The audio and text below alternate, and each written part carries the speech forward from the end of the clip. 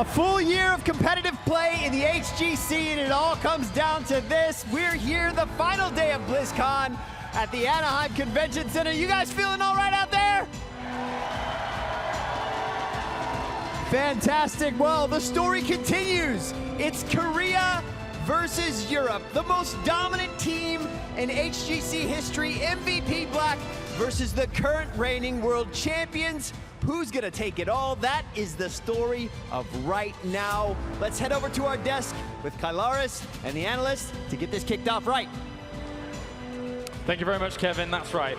But let's be honest, forget fancy intros, forget convention, and forget everything that happened before today. Because what we are about to begin here is the single most important series in Heroes esports history. It's World Champ going up against World Champ. It's the best from the West going up against the best from the East. To my left-hand side, I am joined by Wolf, we have Jayhow, and we have Grubby to get things going. Let's check in with the bracket to see exactly how we got here, ladies and gentlemen, as we've made it all the way to the grand final. Up to the top, MVP Black have been victorious, 3-0 against Team Expert. Down to the bottom, Fnatic have been victorious, 3-0 going up against Ballistics. These two teams, these two titans of our scene, Grubby, are about to clash in an ultimate best of 5. Unmatched by any of the other teams here with big scores in those semifinals. It's the dream finals that we have all been hoping for. Ever since we had the Spring Global Championship just last year in 2016, nobody thought another team could be like MVP Black, going undefeated throughout the entire tournament. Guys, we have MVP Black trying to do it again here. They're literally doing it again. Not dropping a single map throughout the entirety of the tournament. Not even really very many close maps, in fact, throughout the tournament. And Fnatic, there were blemishes. There were maps dropped here. Will they be able to fight through? It's going to be a tough one. Well, ladies and gentlemen out there, around the world, and especially here in the Anaheim Convention Center, are you ready for the grand finals?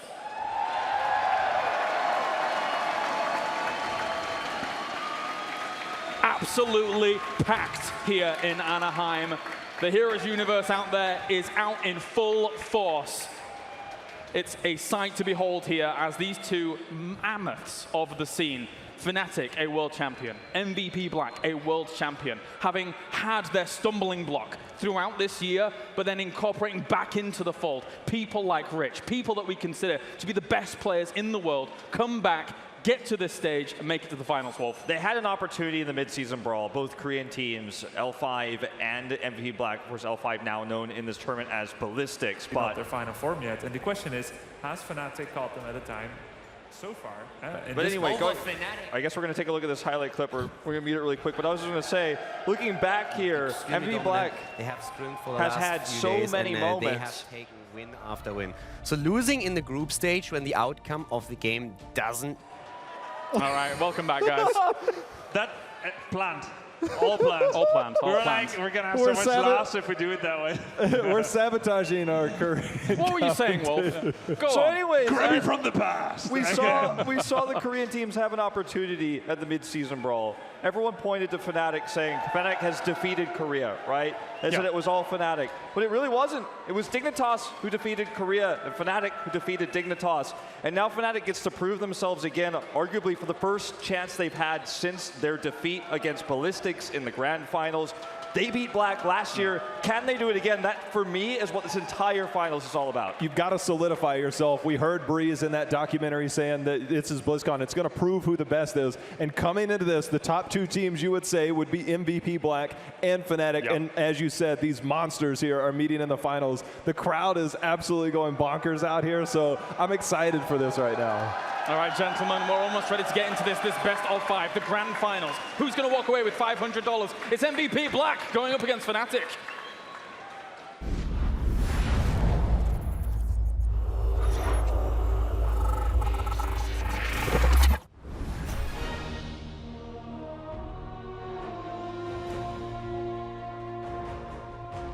저번 이스턴 때는 저희가 준비가 많이 부족했다고 생각해요. 근데 이번에는 블리즈컨에서 저희가 새로운 코치를 영입해서 그 코치로 인해서 저희가 많은 이득을 본 것 같아요. 그래서 그 코치님 덕을 좀 많이 보고 저희가 준비를 더 많이 해서 좀 더 수월하게 이기지 않았나 그런 생각이 들어요.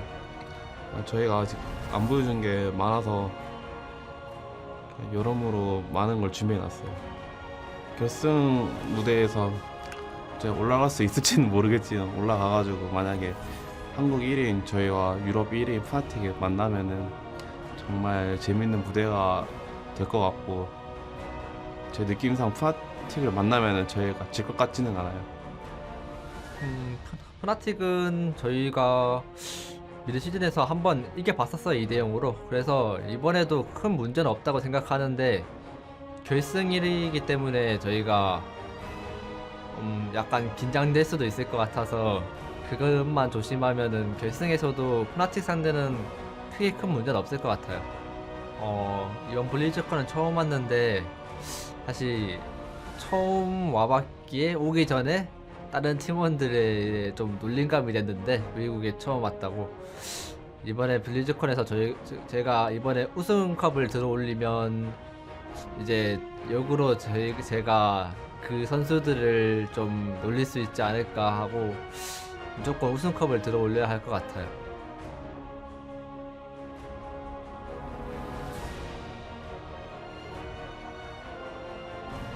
So it feels amazing making it all the way to the grand finals. Now we're up against MVP Black. It's gonna get really tough from here on, but you know, once again we just have to go in there, do our thing, and if we prepare well, I think we have a decent chance. Now that we face MVP Black in the grand finals, it's a rematch of last year's semi-finals, which we won pretty convincingly, even though we were a big underdog. MVP always seems to show lately on LAN, like the last years. So let's hope they do that again. Yeah, if we win, I'm probably just not playing next year and going to Bahamas. No. So I actually don't know. If I win, I'm probably not gonna do anything too exciting outside of the normal, you know, maybe just celebrate a bit extra when I get home with my friends and family and girlfriend. But apart from that, I'm just saving up for when I actually am in need of money.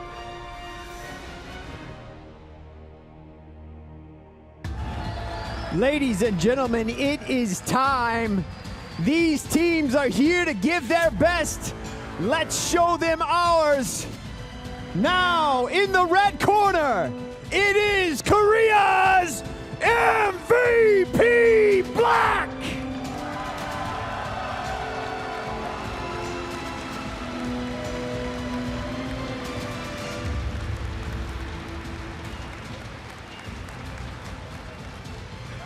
And over on the blue side, from Europe, it's Sweden's Fnatic!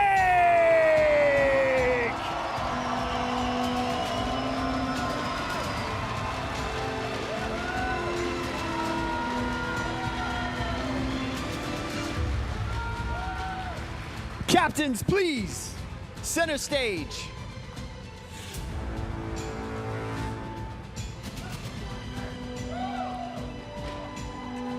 Gentlemen, may the best team win.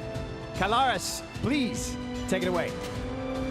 Thank you. It's the dream final. It's the one everyone was hoping for on the grandest stage of them all. BlizzCon here for the HGC 2017 finals. What a year it's been as everything has been broken down across these major and minor regions. All leads to this. All leads to this final road to find out who's going to be walking away with the $500,000. And of course, second place will be taking $200,000. $700,000 across these two teams. And it couldn't get more down to the wire. But the big question is anyone going to stop the tyrants that are MVP Black right now? I don't think so. I wore this last year. Oh, no. I'm going to wear it again. I'm going to put this hat on. And I'm going to tell you guys, MVP Black's going to win this series. But let's remember, MVP Black has never won a BlizzCon before. 2015, denied by DK in OGN Super League Grand Finals, didn't come to BlizzCon. 2016, denied by this very team, Fnatic, right behind us. And this year, they can get revenge. This year is their year. The whole thing about Fnatic, the storyline, we know this team came together last May in 2016, stumbled out of the blocks, couldn't get over the hump that was Dignitas, then showed up at BlizzCon last year, surprised everybody, had the joy of the fans the entire tournament. Then they come out this year, they step their game up, they get past Dignitas, they start to win the global championships. Now they find themselves in an interesting spot. They are the favorites coming in, but yet somehow we're still seeing them as underdogs, a role that they thrive in. Grubby? At least in terms of BlizzCon, MVP Black is now what Fnatic was pretty much to any tournament.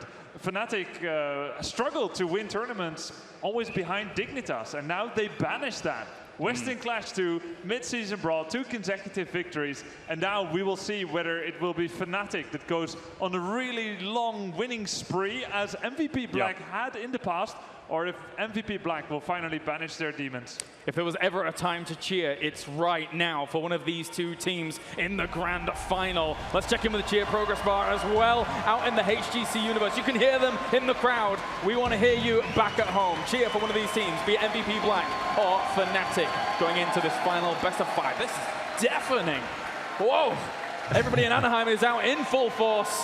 Thank you very much, ladies and gentlemen, for joining us for this fantastic conclusion to the tournament. And Wolf, looking at how, of course, MVP Black has come in or whatever, what do you think about on the other side for Fnatic? I think Fnatic has shown us really incredible punish play, and I think that is what we saw from Ballistics when Ballistics took the crown last year, was really good punish play of mistakes, of overextensions, for example. And I think a weakness for Fnatic going into this is going to be that Black very rarely makes those types of mistakes, very rarely makes those overextensions. I'll argue the other side, because Fnatic, I said it earlier in this tournament, Fnatic took the blueprint of Ballistics, L5 last year, took the championship, learned from it, developed strategies macro-wise. Oh, by the way, they're a pretty good team fighting team as well. That's not exactly Ballistics' centerpiece. It's not exactly Fnatic's, but when it comes down to it, they can play everything really well. I think MVP Black's got a huge challenge here. I'm not going to delay this any longer. It's time to find out the battleground that we're going to first for our first game here in this best of 5. And Fnatic is going to take us to a comfort. It's Cursed Hollow. Cursed Hollow, guys, this has so many dynamics for Fnatic. We could see the old Chen style that we know that they like to run. They run Morales Chen with a Bala. We saw what Quacknix did on Bala just moments ago against Ballistics. They have so many different strategies on here. We saw the Bright Wing Stitches just several months ago. They have a wide variety. Let's turn it up to 11, Anaheim, as we get into the first draft here, the best of 5 grand final. MVP Black goes up against Fnatic. Here we go. It's going to be the first ban of this finals. This first map will set the stage as to what Black scales up for Fnatic here as a team. We know these two teams scrimmed together a lot because they knew the only way they would meet in this tournament is in this grand final. So we'll probably see some strange, unusual picks here because these two teams have trained together so much to try to throw each other off in the mental game. The one thing that you can do here, because Fnatic loves to rotate on this map, they love to rotate strictly for taking down structures and putting the macro pressure on. One way to deal with that, Grubby, is to throw some mines down in those pathing lanes. Yeah, mine build with the slow reveals enemies, dismounts them, slows their rotation, and allows your 4-man to do some serious damage, taking down towers here and there. Now, Fnatic goes with 2 very cool picks. Not their trademark global style, these heroes that can teleport around, but a very good wave clearer, one of the best assassins of the tournament in Greymane, and Dahaka, who can burrow into brushes that Abathur might be hiding in, forcing Abathur to be more defensive, and furthermore, Dahaka can de-push those Locust and powered pushes even more. The other thing you get out of Greymane, early lane pressure. You're losing one body essentially when you have Abathur on your team. And one thing Fnatic will do is they will run it down top or bottom, and they will force a response out of you. They go directly in, you hop into Worgen form right away. Greymane has probably the highest value early game in that regards. So Muradin paired with Abathur has always been a strong point for MVP Black. For those who've watched Since 2015, we've seen this time and time again. Sometimes it's even rich on the Murden in these cases. The semifinals of 2015 OGN Super League was the first time we saw Black do this, and they have never shied away from it. This is one of the reasons why so many teams ban Abathur away from MVP Black, and it's not just about the mines and the control that that gives, but it's also about the power of that Murden that does so much in his current state. Is considered to be, by most pro gamers, to be Murden's strongest ever in his history. He's been around since the beginning of the game. The hover is interesting, isn't it, Jay-How? Very interesting. You see Abathur on the other side. We generally don't see Medivh comps paired with that, but maybe Fnatic's got a few tricks up their sleeves on some things they want to do. So let's talk about what it means. Medivh, Burst Protect, Force of Will is 1.5 seconds of protected status, cannot take damage. Greymane is there. He has a heroic gold Cursed Bullet. Maybe Fnatic runs a warrior like Varian and tries to blow someone up mega fast. Scouting as well. That's, again, Fnatic will try and get early bosses. They'll try and get double boss play. These are all things of the textbook of Fnatic, the way that they play Cursed Hollow. And one of the things that teams will do, we actually saw Schwempy kind of stay in Raven form quite a bit against the Tempo Storm, putting down sprays were prevalent. Literally set the record for most sprays in a game. But I really want to see what MVP Black does, whether they ban potentially a Morales, a Chen here, that Fnatic style that might throw MVP Black off early. Now at this level, at this world stage, every draft decision is multi-layered. If you style yourself a potential world champion, as these two teams now are, this Medivh ban doesn't only signal a blow-up comp intention, but also fakes a blow-up comp intention. And so this is something that Black is thinking about. Gone goes the Stitches. That's a very clever ban, but it's also in a way premeditated and forced by Fnatic. They did the Stitches, Hook, Gorge into a Brightwing Bomb. This was the original Brightwing Bomb we saw just at mid-season Brawl. They did it on this Battleground. They had some stuff even last BlizzCon that they did. I remember hearing Breeze talk about it, that he would go and he turned a certain way and Schwempy would miss a skill shot, and they finally calmed down, got settled in. So this is a very, very specific strategy we've seen Fnatic run before. I wonder if Fnatic is thinking about what happened last year when we had the Abathur Chen play coming in to BlizzCon. Remember, unfortunately, Chen got like mega nerfed since then. I mean, people say that one of the reasons why Black lost that series was because Rich's Chen play was very weak. I don't think we'll see them pull something like that out in this grand finals, but the draft has thus far been very strange for Black, because you're still looking for who's going to be playing DPS here. Will we see Muradin played by Rich? A rare circumstance only with the Abathur. What's going to be the follow-up DPS here? You've already got both supports kind of on the table. You're calling Abathur, of course, a pseudo support here in this role. Now we're going to find out what this draft was meant to do from the start. Fnatic's been very careful about drafting around it. You have the Anubra coming out here very strong. Can really ruin a lot of these clones that come through, but all questions are about to be answered. The one thing Anubarak says to me is that it denies a potential Genji pick, as we see Arthas come in here. We've seen the Arthas Muradin with an Abathur style before, and we go Zarya. Triple Warrior with an Abathur. This is the ultimate push style. Triple Warrior, one support, one Abathur. You got it covered A to Z here. So this really reminds me of the Chen play we saw from MVP Black in the past on this map. No range damage, just running these melees. No ranged assassin, right? Yeah. It's just going to be straight up pushing power from this Zarya in the early game. And now Fnatic has to, I think, consider potentially another global or another answer to this push, because going toe-to-toe against this Zarya Abathur comp, this very aggressive melee style, is going to be nigh impossible. There's three ways that Fnatic can respond. Either counter the global in Abathur, go more global, or there we go. They're going to go with that way. So they want damage. Falstad brings Giant Killer as well, very important going up against Triple Warrior, but that doesn't take away that MVP Black has a near unbreakable composition here. They are going to have to focus on the macro game if you are Fnatic, but the pushing power of a Zarya composition, we've seen Team Liquid do it in Europe. We've seen other teams adapt that strategy. So the power of Zarya early, we have the double global on the other side. There's some major counterplays on both sides here. This is really reminiscent also, though not quite in the exact same way, of what we saw from Roll20 in the group stage with this early Zarya. You can do things like just shove really hard these lanes very deep, try to grab an early boss, especially once you get 10, you have expulsion zone, things like this. This melee comp is going to be so powerful on the boss. Got to be careful about things like Gust, but if you have this strong pushing comp, you should theoretically get level 10 first if you do enough structural damage, so you're not as worried about the Gust, for example. Wolf, do you really believe in this comp from MVP Black? No. Actually, no. Where's your hat gone? It's down here below the desk. Oh, but, okay. Now, I think that this comp is just, it's so all in. And Fnatic, I think, has already identified what the point is. They picked the Falstad here. Yeah. And I think they've kind of already outdrafted this. I think so too. And now let's say if it was Tomb of the Spider Queen. Maybe MVP Black has a bit of a better chance there. And maybe not the Avatar, but you know, the idea of this unbreakable pushing comp. But this is Cursed Hollow, it's really big, so I expect Fnatic to play, you know, the map, truly. Ignore the lane that's being pushed, do something else in another lane, and make sure that you out-globalize, out-map control MVP Black. All right, well, it's time now to get into game number 1. We're going to head over to our commentary team to bring you the first game in the grand final here for the HGC 2017 finals. BlizzCon, we have made it. The winner of this series forms a legacy on a whole new level for competitive heroes as the first ever HGC Finals champions.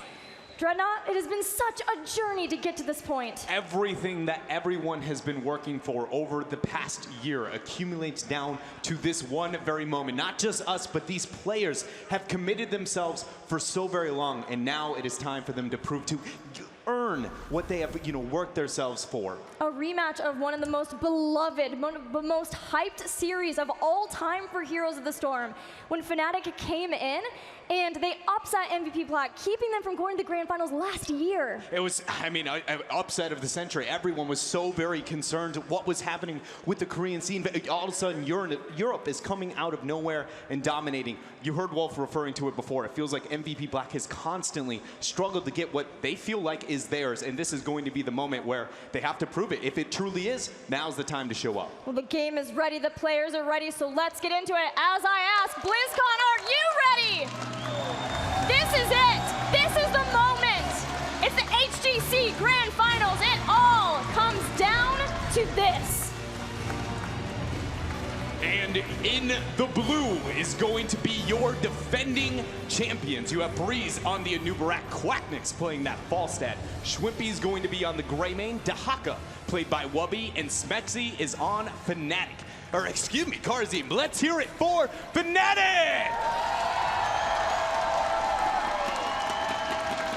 And in the red, the Spring Global Champions of last year, Sake playing Rhaegar Reset on Zarya, Tist playing Muradin, we've got Kyocha playing Abathur, and finally Rich on Arthas. Give it up for MVP Black! There was a lot of doubt coming out from the analyst desk here, Gilly, about this strategy from MVP Black. We know the focus has got to be heavy emphasis into Siege, and I already want to bring to light the talent selection there on to Rich. Going with his Demolition Expert over Feel the Heat. The race is going to be a lot slower for the members of Fnatic with this early game pressure we're assuming they're going to be looking to aim and achieve here in this game. And Fnatic in the understanding that this is a composition for MVP Black to get that early Siege going, to enable that Abathur later on, head straight to the mid, take down towers, and then bring Quacknix to the bot. It's all about safe soaking here. Quacknix absolutely cannot get caught out. The members of MVP Black, with the composition that Fnatic has developed with this double global, it feels like if they struggle at all with the macro decision-making into the early and mid-game, it is going to really snowball out of proportion. Quacknix unable to dodge the Howling Blast, the damage goes in, and that is first blood over to MVP. He sniffed it out, but it wasn't enough. MVP Black dived deep to get first blood, taking out Quacknix. In the top, the symbiote of Kyocha doing a lot of damage here to the members of Fnatic who are trying to bring that down. But Wubby finds Kyocha. He's kiting away the Run, slug. little slug, run! He's gonna make it out. Brushduck here. Tist trying to dive over the wall, but too little, too late. The word friend is going to be safe here, Gilly. So let's take a moment, take a beat to talk what's at stake for these teams. This is the first ever HGC Finals championship here, and Fnatic, they were the champions of the mid-season brawl, but even though they are the reigning global champions, they don't feel like they are. They wanted to keep their head in the game, and Dreadnought can a king reign for that long, because even at their peak, the team that most consider the best in the world of heroes, MVP Black, they couldn't do it. Yeah, when we take a look back at that moment where they were the most dominant team by far, going, I think it was somewhere 46 games or so undefeated. Yes. It just they were able to hold on for 1 to 2 months. If you look at the dominance and the time span here of Fnatic, they are asking to be much longer, much more successful than those members of MVP Black. And again, it does come down to this series. This will be the moment where they essentially are proving that they are trailblazing in history for all of competitive Heroes of the Storm. And MVP Black only get once a year to go for what they feel like is theirs. They were denied by Team DK. They were denied last year by Fnatic themselves. And now this is the time for them to get that. But they're maybe denied their Rich because Wubby is coming with the dragon, brings down Arthas. Tiss and friends are in a bit of a tough spot. Reset there without the field of heat's not gonna have too much damage as the last interrupt is there. Breeze backing out, he's gonna start working on this.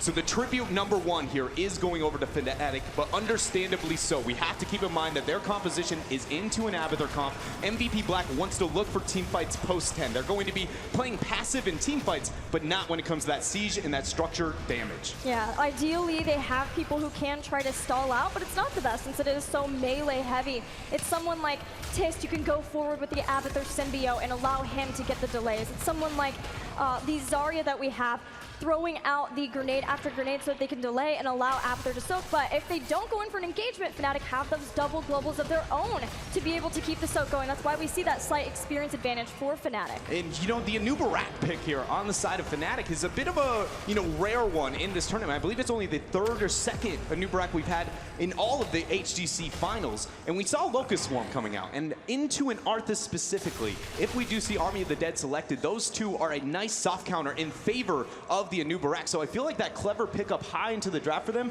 has really paid off as MVP Black has gone into such a melee-centric composition. Those Locust Swarms are going to get a lot of heals for that bug. Yeah, it is really only Fnatic who have been willing to bring back out Anubarak as a pick for Breeze, but Howling Blast connects. Schwimpy is in danger, close to the wall. Dodges the Storm Ball. He is safe. Only reason he was able to make it out of there is because that brilliant side set. Also, we saw Karazim in the meantime was able to secure the 2nd tribute for Fnatic. They are now walking on Cursed Point.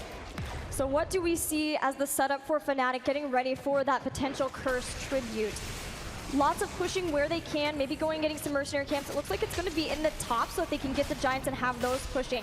If they have that set up in a way, they may be able to force someone from MVP Black to respond there and then go for a pick on him. It's something that Fnatic often will do, and it's why there's such a terror on Cursed Hollow. And once we find the heroics coming online for the members of Fnatic, think about those bosses and this heavy siege attempt. How is MVP Black, other than just hard initiating, going to be able to defend that? And even if they do get the initiation that they want, Fnatic has very good defensive tools to deal with it. That mighty gust on Quacknix is going to be a very necessary resource when MVP Black gets the proper initiation. MVP Black will get the tribute for free because Fnatic has other objectives on their mind. They are comfortable knowing that they have 2 tributes and they have the lead in experience. But MVP Black realizes that Fnatic are missing. They didn't come to the tribute party, so they're partying somewhere else. It's here on the boss of MVP Black, and they will force a leash. That's a very good decision making there from MVP Black, because with the boss being so very early on, even though they have an Abathur comp, and again, talking about how they wanted to avoid skirmishes, the boss, relative to the heroes at this point in time, does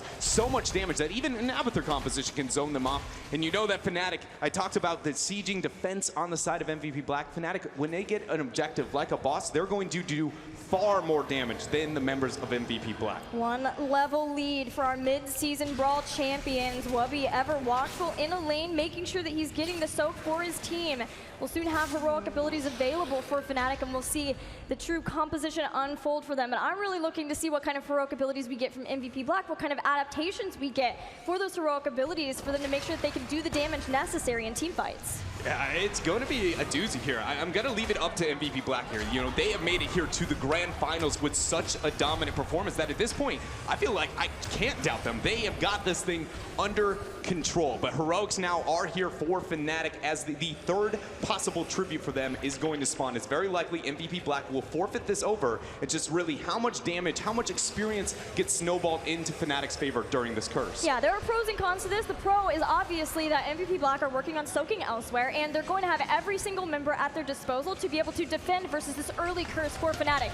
but it is a curse for free that Fnatic gets, so let's see what they can get done with it. Can Wubby get out of here? He starts the brush stock. Howling Blast goes down, and he's He's able to gone. get out of here. Very well done. Drawing that kind of resource has only allowed a lot of the members here of Fnatic to siege up into this mid lane. Right now, Fnatic is going to just be so far ahead of the members of MVP Black. This is a very impressive start coming out from Europe. It is impressive. Here's the heroic abilities for MVP Black.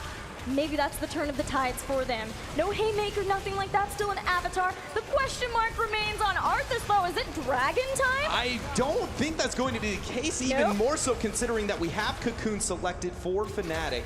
So we do see Army of the Dead, the standard there, as Kyocha on that Avatar, trying to get as much side soak, enabling those Giants as best he can. Traditionally, when you look at a map like Cursed Hollow, you always expect that if you do not have that global advantage, that you're going to fall very, very far behind during that first curse point. Granted, you know, Kyocha, he's that soft pseudo-global. He's able to help with this experience here. But I do feel like because the double global of Fnatic during this curse, they have this on their side. I feel like maybe they didn't get as much out of this as they would have liked to, especially considering how dominant they were over those first couple of minutes. Cocoon goes out as Breeze wants to get Wubby to safety. Still trying to help kite him back with all the beetles there. MVP Black will bust him out of that. Fnatic though, this whole time, it's just a clever ruse while the rest of them go and take the boss in the bottom lane. Twice now, we have seen Fnatic be able to use a situation where Wubby's in danger and get something massive out of it. First of 4, now the boss. First boss picked up for Fnatic. The members of MVP Black are responding, mirroring the transitions of them. Neither side is gaining too big of an advantage. I guess at best we could give this over to Fnatic just because not only do they have it faster, but again, all the melees of MVP Black, every time you have this many melees, you have to go, how do we defend against these types of bosses? Your positioning is so very risky. And I know I said it before, but I think it's going to be a breaking point in this game. Quacknix's Gus in this defensive situations are going to be devastating. We saw Roll20 kind of bringing that out yesterday in the stages. Yeah, the ability to kite back from that anytime MVP Black wants for an engagement, but they do have people maybe who could flank around from the side and hit him with something like an expulsion zone, and of course Arthas can be such a good flank hero. So we just have to watch and see where the positioning is of Quacknix. It has been so far today that we have seen Quacknix be the one who is everything is riding on top of him and his ability to stay safe in these fights. But here comes the fight as the expulsion zone's down. Rich moves in there and actually gets stunned out by the boss. Nice Gus. 7-sided strike going down on a bird, and he's deleted so very fast. Kyocha, just a clone, stuck into the rest of the members, but Fnatic are opening this up very quick, Gilly. Yeah, the melee having such a hard time defending this boss. It's all but dead as Quacknix goes on forward, hitting reset with his hammering and brings down Zarya in the brink of time. And the rest of Fnatic now concentrating onto the fort. Wubby has taken a bit of damage. Now the minions is there to turn it around. In 9 minutes and 50 seconds in, Fnatic claim themselves the very first keep of this game.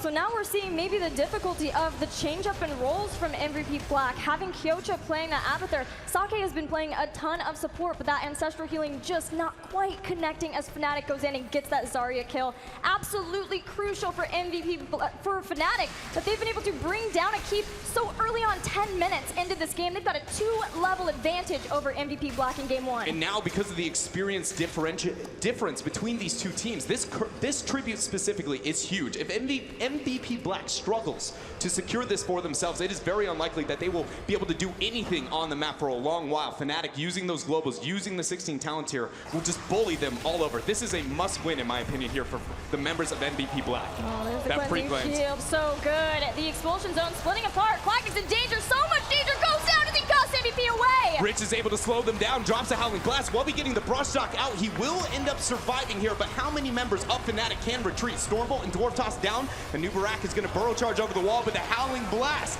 is going to lock him in, and now 2 members of Fnatic are out of here. MVP firing back in this game. They have yet to lose a single game in this tournament. They didn't lose a series all the way through phase 2 here, showing why they chose the composition that they did. And though the members of MVP Black have been dominant throughout this tournament and undefeated, as you said, this is the first time that we have ever seen them look mortal at the HGC finals. Yes, this is a tempo swing into their favor, but it is not over yet. Fnatic still has that 16 talent tier, and again, this double global, as the game moves on, it just gets worse and worse to be able to deal with. Even though the Avatar's there, it's only half the problem. Especially since Fnatic got that early keep. They still have 16 here, but MVP Black getting that second tribute now means that they have some time to keep that lane push, get some mercenaries out on the map, and get themselves that 16 so they can keep fighting on. MVP, who is going to pick up the night camps, only going to match the members of Fnatic here. No team is going to venture out too far. It's just really what experience is going to be handed over for free to the members of MVP Black. Oftentimes you'll see teams, especially when they lose this kind of catapult lane, they won't even push it out just to make sure that they get the experience spawning. But here we go. This is going to be the tribute outside of the 16 talent tier window for MVP Black, and it seems like another tribute that's going to have to be a must give up for those members. Again though, if they struggled in that last tribute, this would be pushing towards that curse point, and you just go, where does MVP Black recover? That was an amazing tribute fight for them. Getting those 2 kills. Fnatic will bring down Quacknix anyway, just to group up the team. We got Boss setting up very, very soon as MVP continues to stick together. Safety in numbers is the name of the game now. They can't afford to lose anybody, any singular kill, because it gets harder and harder for them to defend pushes just like this. As Fnatic starts to try to do whatever they can to use that 16 to their advantage. The last little bits of time before MVP Black gets their own. So here we are, MVP Black now finally getting to get that 16 talents here. I do want to bring it back towards how long of a window we did see the advantage though for Fnatic. I feel like they maybe didn't get as much as they would have liked. Yes, they did struggle in that fight. That was, again, very clutch on the side of MVP Black, but with their composition and how good of a macro game we expect out of the members of Fnatic here, I feel like they did maybe give a bit too much respect over to the other side of the battlefield. Yeah, MVP Black has also been responding really fast to all the rotations and responding together so that Fnatic never gets an opportunity with a mercenary camp to try to take someone out. In fact, they're going to continue responding by moving into positions not in time as the boss is capped. Rich turns right on around and heads back. But Sake is going to commit to capturing this, which means MVP Black has to take this fight. It's going to draw a lot of aggro onto the other side of the map. They need to move past this boss. Tist gonna get sniffed out by Wubby. Dwarf tosses in, lands a Stormbolt. Has the heavy impact. Cocoon is there on top of Tist. Rich continuing to sit on the back line. Gust is forced away, and they're gonna focus down Tist so fast! Ancestral goes though, he gets the Dwarf toss out. The stun lands on the Wubby. They're getting the damage out. There's the burrowing claws. Nice impale coming out from the front line there. Breeze. Wubby though is still in a bad spot. He is unable to make it out, and now MVP Black's looking for more. Kyocha's clone was so good at zoning away the rest of Fnatic. Schwinn being so much dangerous. Tist comes back in with the symbiote and stabs him to death. Breeze not able to make it out, chased by Tist, the Dwarf Toss, the Stormbolt. Every member of Fnatic is being dealt with so very well by Black. Nice dash from Smacks. It will secure his HP, but Quack is on the core. Quack's on the core. MVP Black comes back. This boss is so healthy. 70? 75% and falling. Quacknix gets stunned. He will go down. It's all down to the boss. Does MVP Black clear it up? It looks like yes, they will, but the damage is so severe. We have 20 seconds till 3 members of Fnatic will come online. In the top lane, we saw Kyocha focusing so very heavily on the keep. They have opened themselves up in equal win condition, Gilly. 8 seconds till Greymane's back. We have to hawk it back up right now. Fnatic need to get all of these minions pushed back out of it. MVP Black are going to the boss in the top lane. We might have a base race situation on our hands. We do, very much so. You know the members of Fnatic do not want to deal with this boss and MVP Black onto the core. So this means that MVP Black has to capture the boss back, feign interest, get them away from the core as best they can, and then hope that somehow Abathur or somebody can make it to the core and finally end the game. Smex taking over the site tower. He's gonna have friends to be able to make it out in case Rich gets a little too aggressive here. This is so tense. Fnatic cannot make one mistake, because if they do, you know Fnatic or MVP will turn this game around. But similarly, 18% on that core. Rich smells disaster for Fnatic. He catches Breeze. He has the burrow charge away. MVP Black chasing him down. We've got the flank coming around from the side. Cocoon is used to get Rich off of Breeze's tail. And the members of MVP Black need to be doing something here, because once this boss is done, that is another win condition loss for them. They're going to transfer here to the mid lane, try and focus onto this middle keep. But there is still only 18% remaining on that core. There is no mule here for this Abathur. That is permanent damage. And there is a Gus on the side of Fnatic. This almost feels like they could just look at the thing and it's going to die. Yeah, the boss was dealt with so fast for Fnatic. Not even a single point of core health lost for our European team in this series. Woo, they deal with the boss. Their core is safe, but MVP Black has at least pushed them back to their half of the map. That was very well done by Fnatic, being able to draw that aggro but not lose any of the resources. It cost them a cocoon, one of the easiest, more short cooldowns to be able to distribute there, and leaving the false head to Haka for that free clear. But so MVP. Now Fnatic likely to go down into the bottom. MVP Black are just going to hope that they can push in through once it's seen. They're going to start the backs. They showed on the sidewalls here in the bottom lane. MVP knows Wubby's trying to get the disruption. He's going to find Tiz. Dwarf toss over the wall. Fnatic's not done. They're going to keep aggressing. The two members here, Quacknix and Wubby, they're going to distract them. They're the globals. Rich and Tiz are on top of Wubby. They can always go in. It's Falstad who can go in too. Expulsion zone used so early on. Fnatic are walking right past MVP Black. Smexy's going to be the one taking it, but we have the Beatles spawning. The members of Fnatic here are looking to end this thing. They want to take game one. Twin B's on top of the core. The shielding is gone. 10% and down. Fnatic draws first blood on MVP Black, winning game one. No surprise to see Fnatic rely on their globals when put at the final stage, the final boss known as MVP Black. Such brilliant decision-making and macro play. It started at the draft, but you know the execution at all points in time there on the side of Fnatic was so crisp and so clean. Something that Fnatic always has in their back pocket, and especially on a battleground like Cursed Hollow, where they are so good. They use those globals to win one global championship in Heroes of the Storm.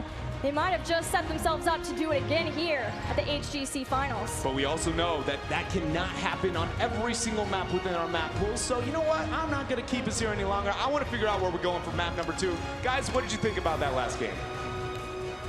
Fantastic game to start things off for Fnatic as they're able to find themselves that little bit of a backdoor opportunity. And what a crazy way to start this series. I feel like if you're Black, you've simply made every wrong choice to draft this. It's the type of draft we saw them fail against Fnatic last year for the same reasons. They've drafted this with Fnatic having the 5th pick available, knowing that Fnatic likes to run globals like the Falstad. They already had the Dahaka. I feel like they tied their hands and their feet behind their back going into that first game, and they totally got crushed and dominated. Fnatic's known for the decision-making in the late game like this. Europe has always been known for this. Why play to their strengths? The minute they get an inch, they literally take over everything that they do. From the 16 talent tier, just moving in, taking small incremental parts of the map away from it. The backdoor call was phenomenal because they know that they have the double global. Going against the Abathur to set themselves up for that, everything that they do is calculated, and it's snap decisions like that. The reason why I love watching Fnatic play. Groby, your thoughts on highlights, maybe? Yeah, let's take a look at it. There was a really cool thing that happened here from Reset on Zarya as we kind of check it out here. And we see that Reset is going to block with unstoppable competitor, level 13 talent, the Cocoon. Nowadays, it gets put on a full cooldown when that happens. Then we can see that the expulsion zone happens. Now Zarya is taking too much damage. Falstad is taking too much damage, cannot get away. And he will actually get burned down by Reset in the end. So that quick reaction, and it really was the very last microsecond of the fight, allowed MVP Black to win a 2 levels down talent, get the kill on Falstad, and later goes down a Nubarak as well. Now here the second moment.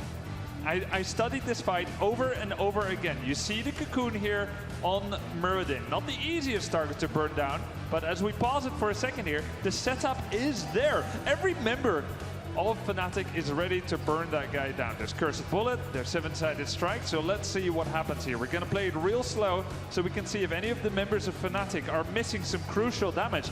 I suppose, you know, the boomerang from Falstad is, in the end, the thing. It went past before the Cocoon popped. The boomerang went off at maximum distance. Muradin survives with just 100 health. Now, credit absolutely to the way that MVP Black handled that.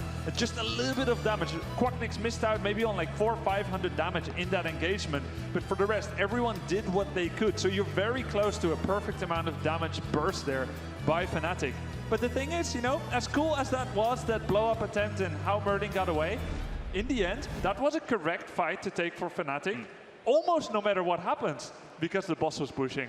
After that top boss was obtained by MVP Black, and of course Fnatic showed bottom, they warranted a response. They came back and they retreated for a moment. And at that point in time, I'm literally telling Wolf, MVP Black, the only thing they can do from here on out, it's kind of like Tempest versus Dig the other day. The only thing that you can do in that moment is to fight for the rest of the game because the back door is going to be there. And we saw him sneak out the back door, and they got it. I mean, we also have to talk about the bush there that MVP Black set up towards the mid lane to try to ambush when that Hearth was interrupted. I mean, that was pretty much like you could have just written GG at that moment. There's no way they go back. They couldn't actually stop the push from going to the bottom. They controlled the watchtower, they controlled vision, set up those fights that you were talking about, but it was in that moment where they got greedy in the bush where that was the last nail in the coffin, and I don't think we'll see Black try to play this way again against Fnatic here, Europe's finest, and you know, playing the macro game against Europe is a risky thing to do, and it didn't work out in this case. But one thing is, this draft, as much as we thought it had no chance, it was a lot closer. It's almost like their hands and feet were, draft-wise, were tied behind their back, but they nearly escaped from the sinking cube tied with chains. And I think this was supposed to be a mental power play. I defeated Fnatic with this comp that doesn't have range damage. Next it's kind of a cheese specialist. strategy. Yeah, and now it's like, okay, well, we're down 1-0 in the series, and MVP Black has this momentum shift, but I think it might have had the opposite effect here. Well, gentlemen, time to go to a short break here and hear a word from our sponsors before we go into game number 2 of the Grand Final. The 2017 Heroes Global